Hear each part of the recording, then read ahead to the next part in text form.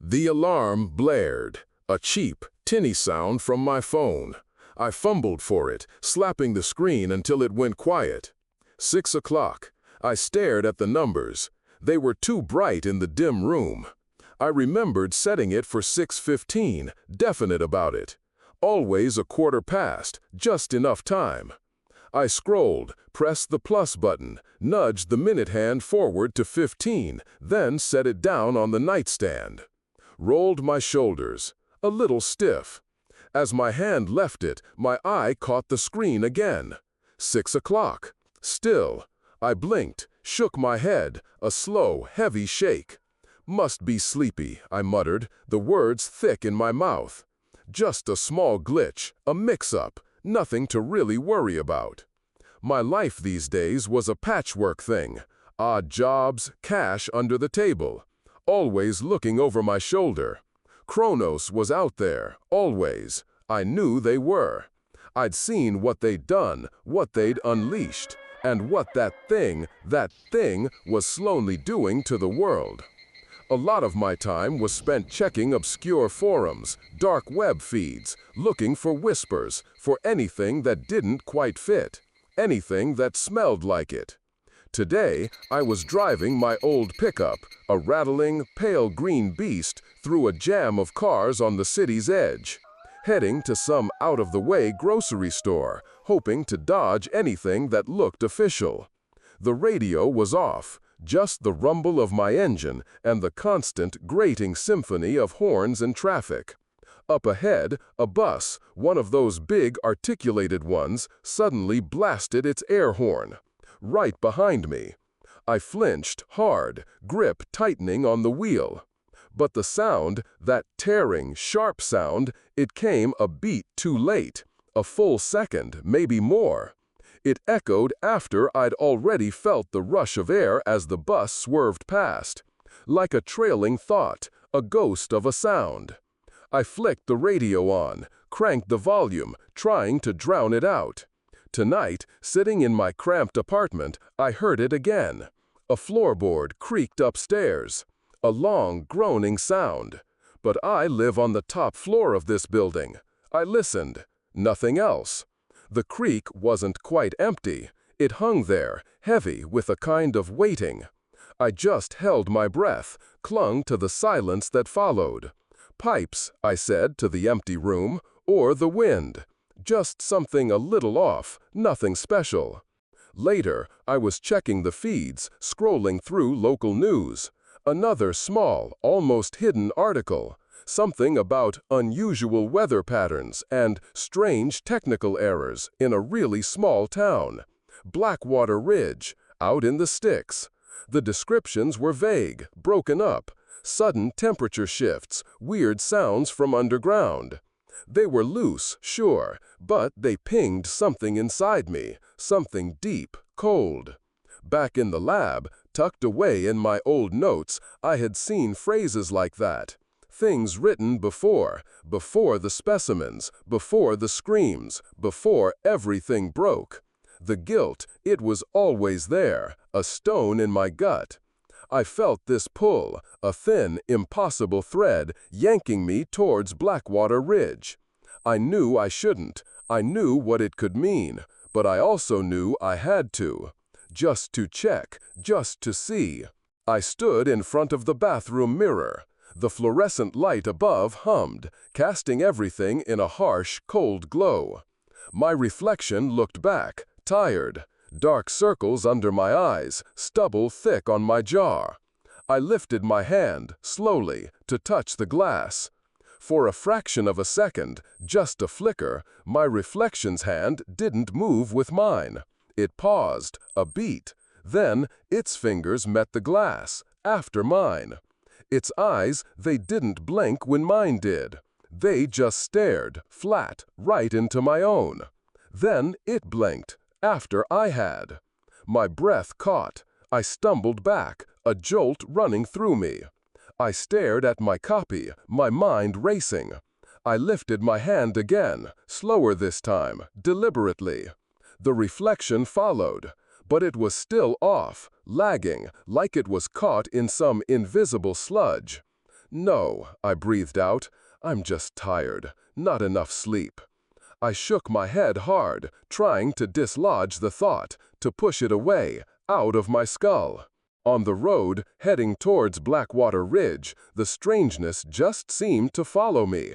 It was a long drive, mostly empty highways turning into winding country roads, miles of cornfields on either side. At one point, the sun was just starting to dip, casting long shadows across the asphalt. I was thinking about the data, about Kronos, about everything. And then I heard it, clear as day. "Jonathan, can you hear me?" My mother's voice, warm, familiar, right there. From the back seat, my heart leaped, hammering against my ribs. Ice cold.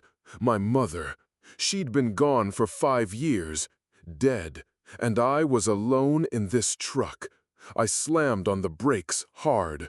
The truck skidded. I whipped my head around. The back seat, empty, completely, utterly empty. Just the worn upholstery and the faint smell of old coffee. Sweat, cold and clammy, trickled down my back. It wasn't her. I knew it wasn't. It was something else. Something trying to play. Something that knew exactly where to dig to get to me. Something knew my terrors, knew them well. It knew me. I pulled the truck to the side of the road, the tires crunching on gravel. My hands gripped the steering wheel, knuckles white. This wasn't just some vague threat, some disaster brewing in a lab far away. This thing, it was reaching out, touching me, manipulating me even. It wasn't waiting, and it certainly wasn't staying put. I couldn't turn back, not now.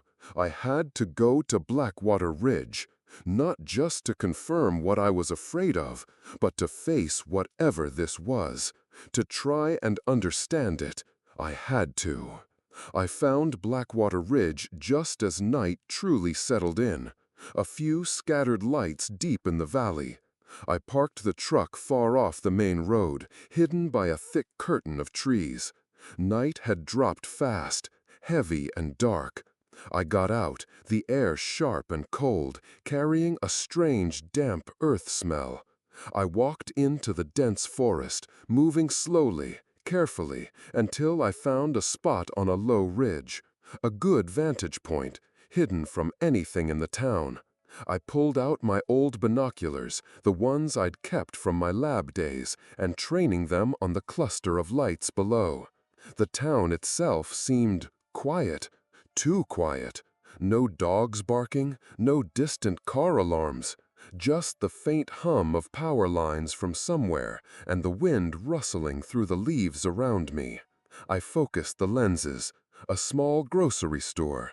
Yellow light spilled from its windows. A woman walked out, clutching a bag of groceries. She paused, gave a small nod to a man leaning against a lamppost just outside. A perfectly normal scene. My breath hitched, caught in my chest. Then the man at the lamppost turned. He looked directly at me, right through the binoculars. His eyes were dark, flat, black. And then everything changed. The woman holding her grocery bag, she began walking backward, slowly, smoothly, not stumbling, just reversing. Right back through the doorway of the store. The door swung shut behind her. It was all so fluid, so effortlessly wrong.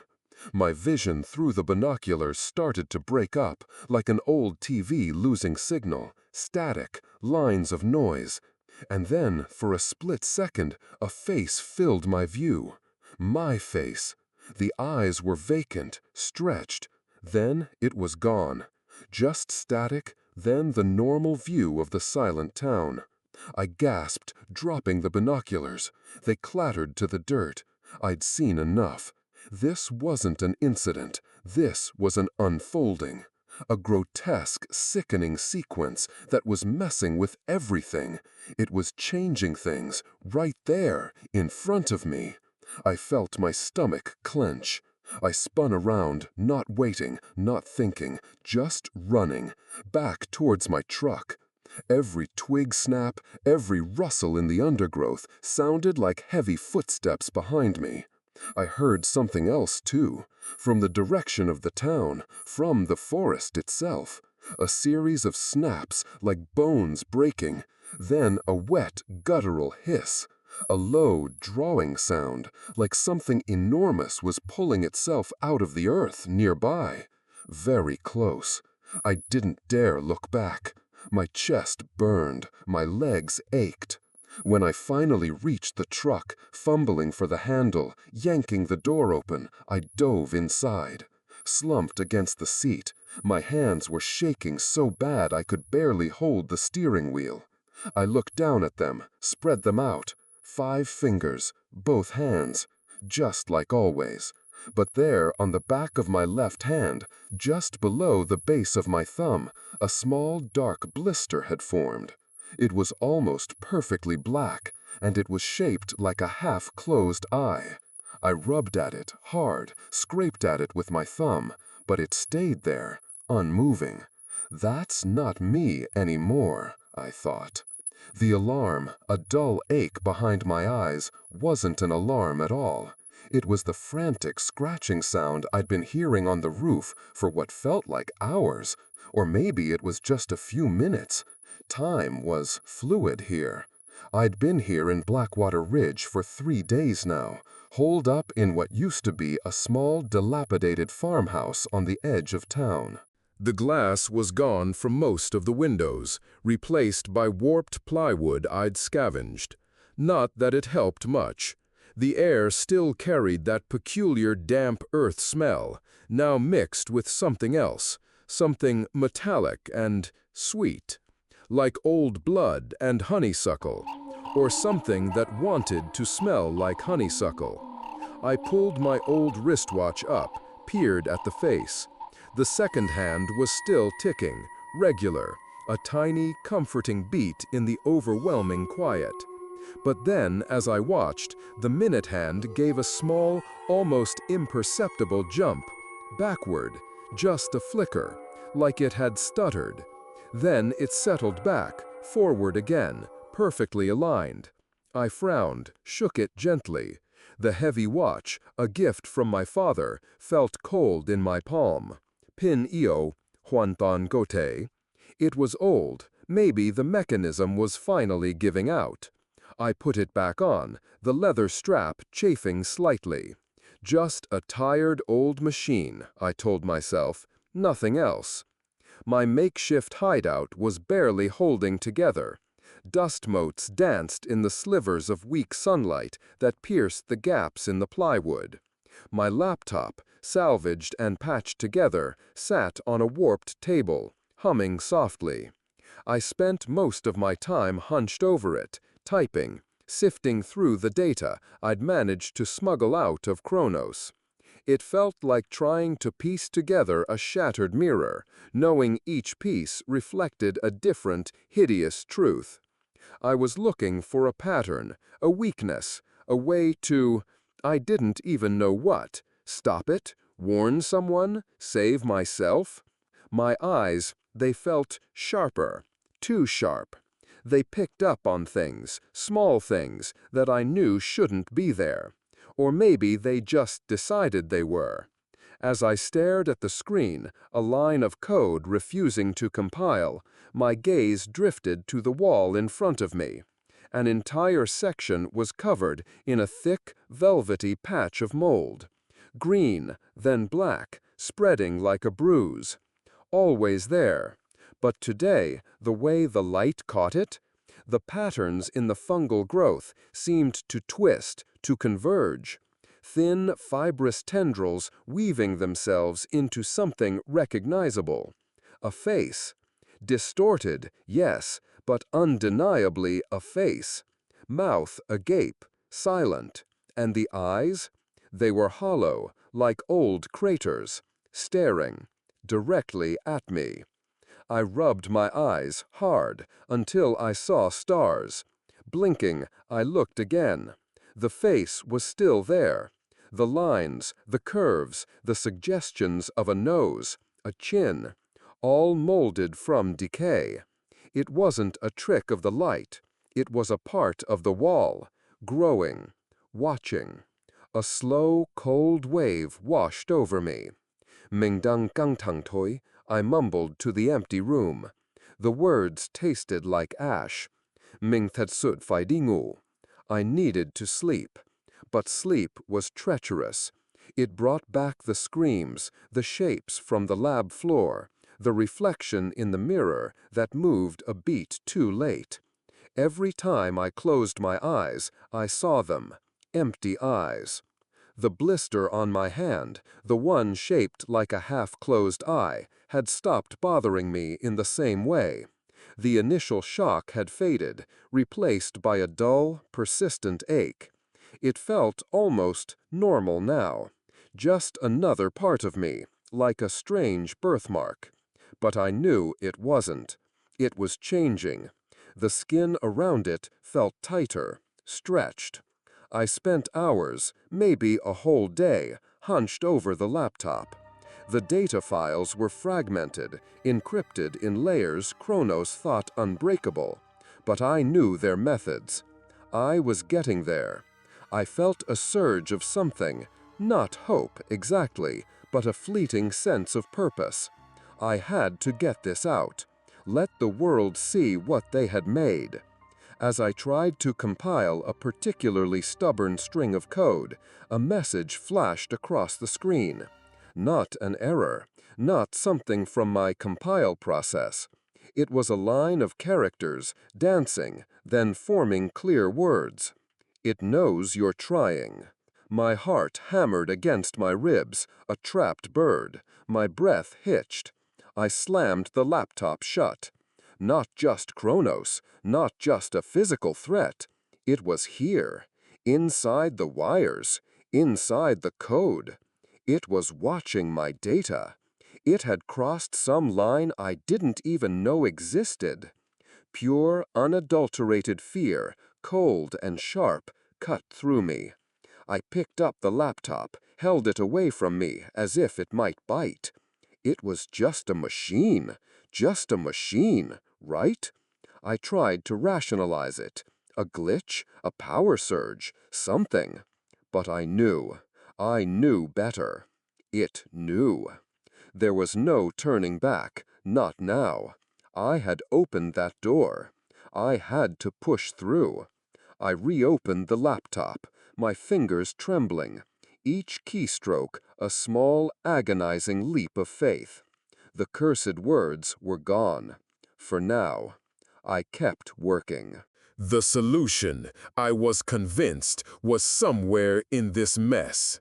A way to isolate the zones, or even close the gate. It had to be. The hallucinations, you see, they weren't just visual anymore. They were full sensory assaults. As I typed away, deciphering an old research paper, the room around me started to shift. The plywood covering the broken window softened, bulged inwards like living flesh. I saw my mother standing there, her face contorted into something horrific, her eyes two black hollows. She waved her hand, and the sound of dry leaves rustling filled the air, despite there being no wind. "Jonathan," she rasped, her voice not quite hers, "you shouldn't have opened it." Then Sarah, my old colleague, appeared beside her, her skin glistening with a thin, clear slime. Her mouth opened, but only a gurgling sound came out, like water attempting to speak. They weren't real. I knew they weren't.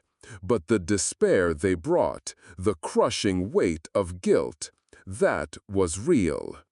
Then a new figure stepped out of the mold face on the wall, a mirror image of myself. My scruffy stubble, my tired eyes, the same frayed shirt.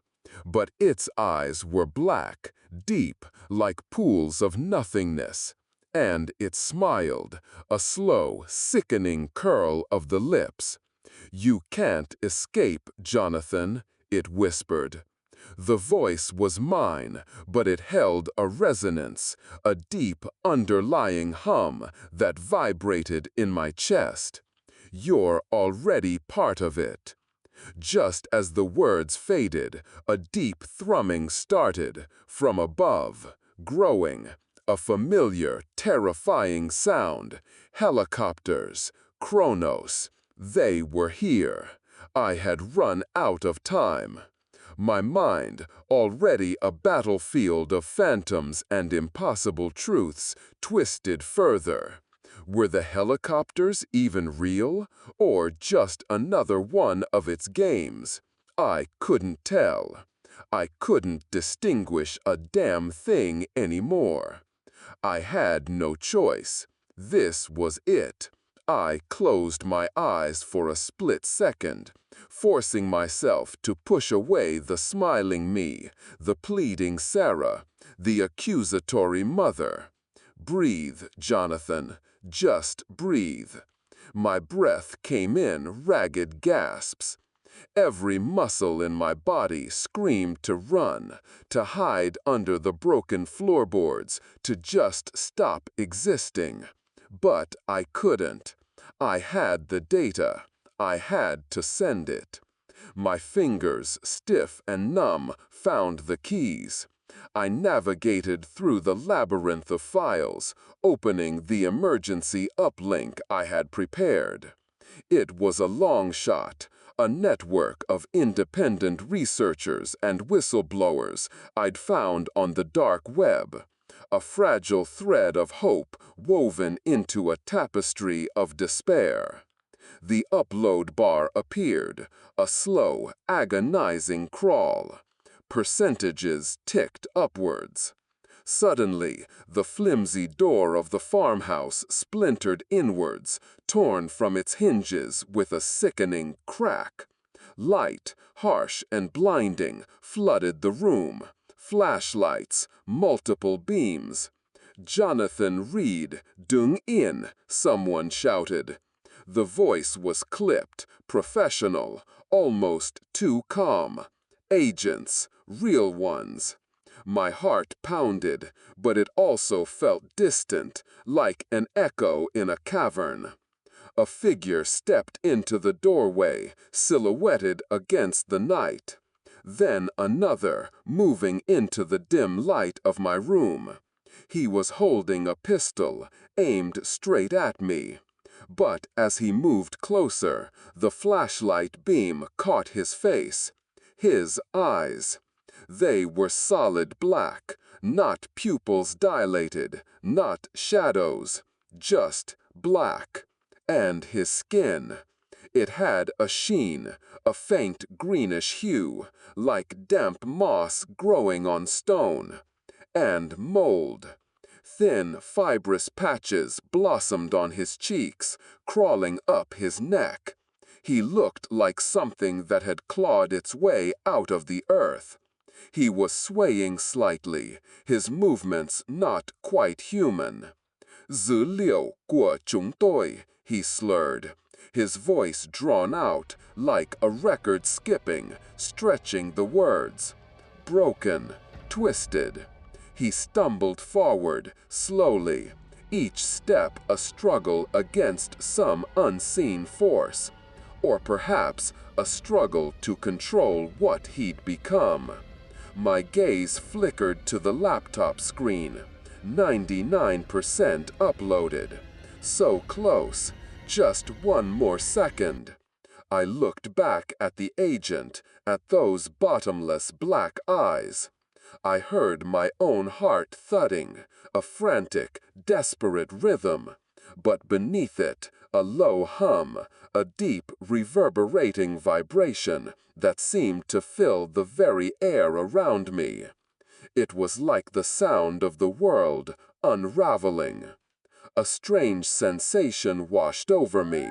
Not fear, not terror, something colder. A kind of acceptance. My lips curled into something that wasn't quite a smile, but held no joy either. It was just there, a stretch of skin.